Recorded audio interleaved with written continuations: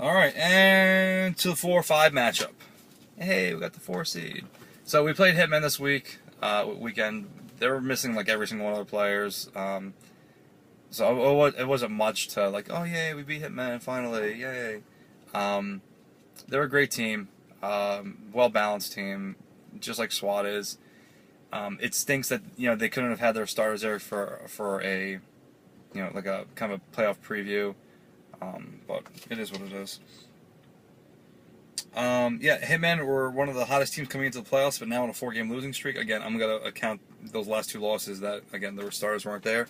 The 2 losses to SWAT were a little revealing. I did watch some of those hits.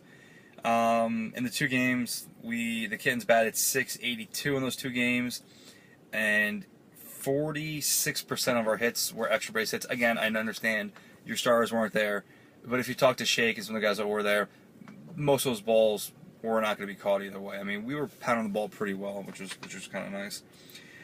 X factor in this game is going to come down to scouting. I think I know your team slightly better than most other teams know your team, and probably a little better than you think you know your own team. Think about that while you replay this video later on. The most surprising thing actually this week was not the game at all. It was actually Shake.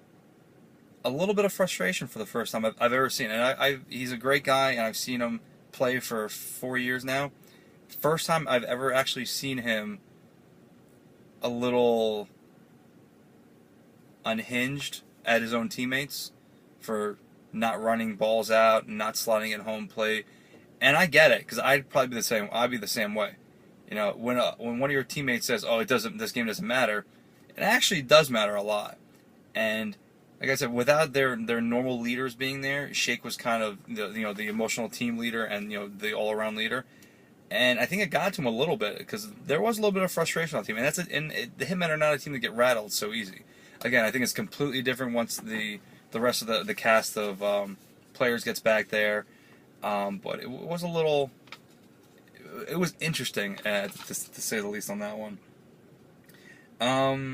Yeah, we're playing at North Branch 2 with no fence, so gaps beware. I mean, every team's got to play 4 deep, so that allows the little dink hits.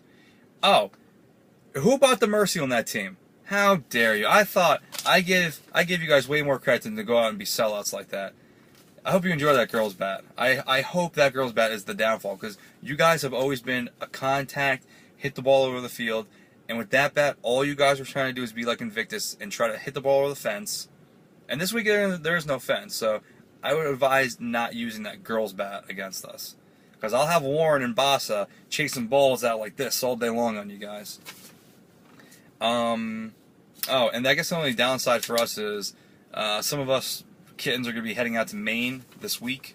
We have a fraternity retreat, and then we drive back at like Saturday at midnight, and then sleep in the parking lot all hungover and get ready for the game. That was really awesome last year. We'll be doing it again this year, so I might have a little trouble waking up for the first game.